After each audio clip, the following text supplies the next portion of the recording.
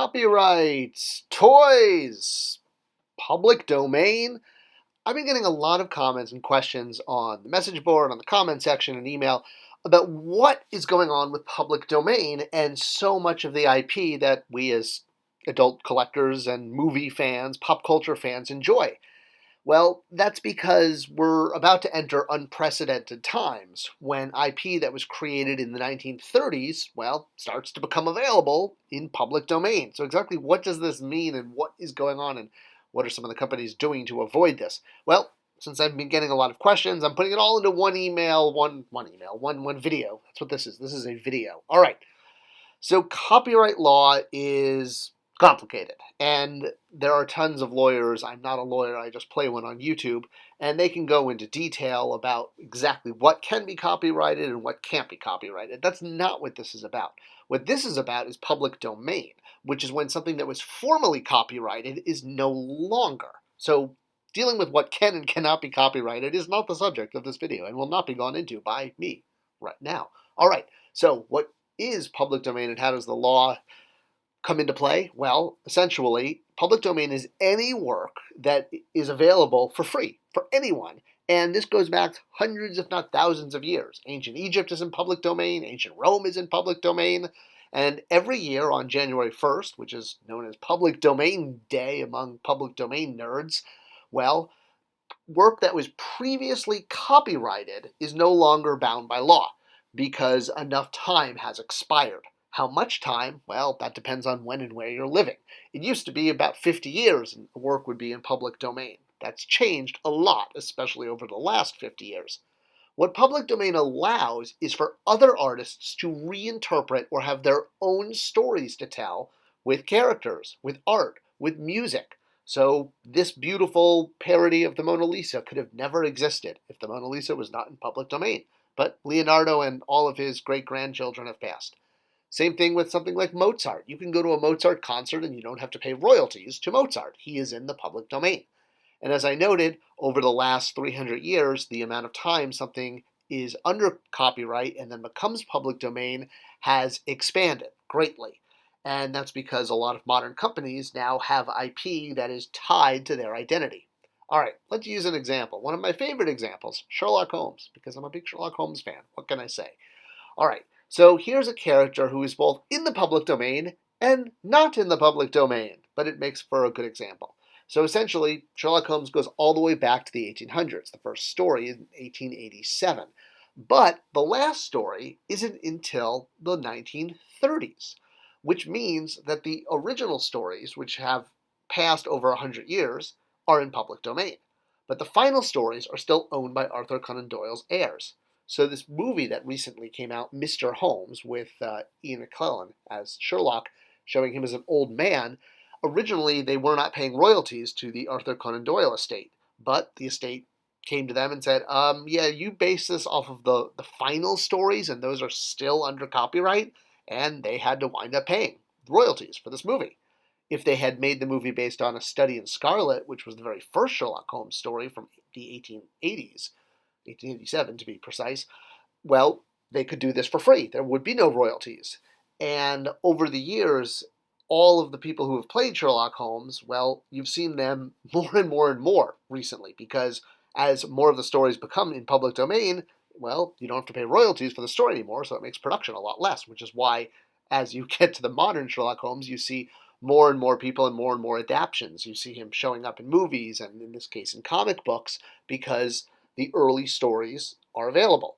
In fact, one of the best examples of public domain storytelling, I think, is the League of Extraordinary Gentlemen, where all these different characters that had been in public domain, Nemo and Alan Quatermain, all came together in one story that Alan Moore wrote. But there were some characters, like for example, Fu Manchu is not in public domain, so this character was only seen in shadow or referred to as the Doctor, because he was not available by name. All right, so aside from Dr. Fu Manchu cheating, for the most part, if something is under copyright, companies or artists are going to stay away from it. But the joy of when something does come into public domain means that artists are now free to make their own stories. You can see why this concerns corporations that own characters like Spider-Man, Superman, Mickey Mouse, Popeye, all of this IP that came around in the 20s, 30s, and 40s, which is about to enter public domain. All right, so let's look at a really interesting historical example. Don Quixote. All right, one of my favorite books. It's actually all about cosplay. I'm not going to talk about why you should read Don Quixote. You can see the TED Talk for that. But because Don Quixote is in public domain, well, you can see spoofs of it. You can see reinterpretations of it. You can see different versions of it. Anyone is free to write their own Don Quixote stories. But of course, this was not true when Don Quixote came out. There was copyright even back then.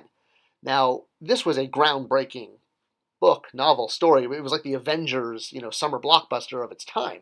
In fact, it was so big that Thomas Shelton decided that he was going to write a sequel to Don Quixote based on just the fame of the book, and no need to contact the original author. We're just going to write and publish that. And that's what he did, creating a unlicensed Don Quixote sequel that was not in any way tied to the author or acknowledged the original author, Cervantes, or paid the original author. Now, Cervantes was not happy about this, and he came out with his own Part 2, and in it completely trashes Shelton's work and the unauthorized sequel that he put out, actually acknowledging it within the plot. Don Quixote comes across the book. So, yeah, it's kind of cool to see what can happen even several hundred years ago when artists and writers defend their IP. And now that it has moved into public domain, more people can use it. Another very interesting example, bringing us to modern times, is what's going on with Tarzan. So, much like Sherlock Holmes, some of Tarzan is in public domain, some of it is not. Over the years, Tarzan has met a ton of characters and had a lot of adventures, all under license agreement by the Edgar Rice Burroughs Corporation or the heirs.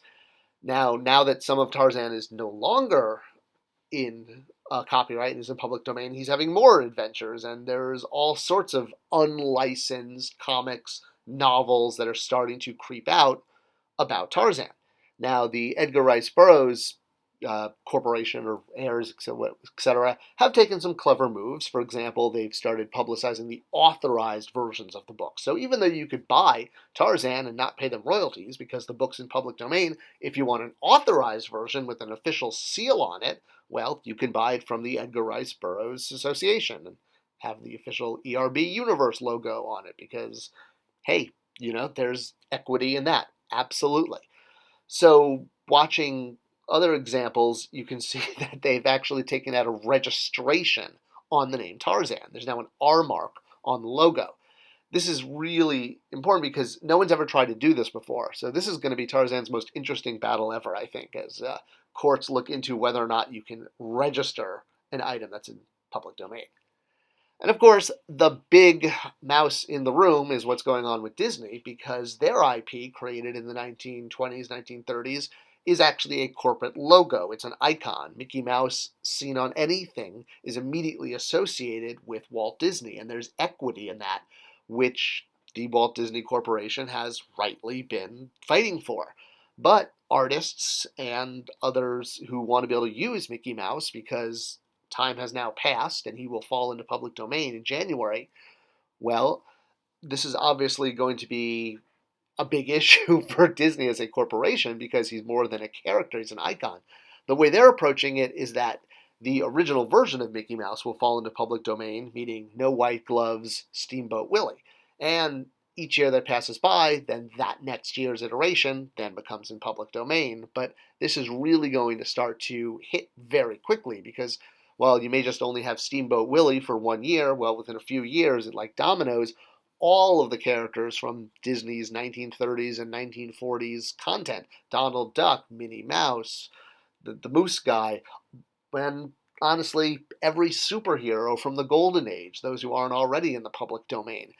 We're about to get hit by such a huge number of characters coming into the availability pool, basically, that we're going to see a lot of corporations really come up with what might be some creative avenues of trying to either register the names or reclassify a character as a corporate trademark. Who knows? But it's going to be really interesting, and it all starts this January. So if you're into patents and copyright and trademark law, or you just think it's really interesting to watch these giant corporations that are having their IP and their icons become available for anyone, it's going to be a really, really interesting time in trademark law and how public domain is interpreted by the courts. Honestly, personally, I think it's just going to be interesting, and going to sit back, grab some popcorn, and watch, because it's going to be quite an interesting battle over the next few years of how everyone who owns IP from the 20s, 30s, and 40s slowly loses it to public domain for more freedom for more artists to write. I hope this video helped clarify how public domain works and how it's going to really hit the collectible and IP pop culture industry in the next few years. Let me know any questions you have in the comments below. I'd be happy to answer them, and I'll see you guys in the next video.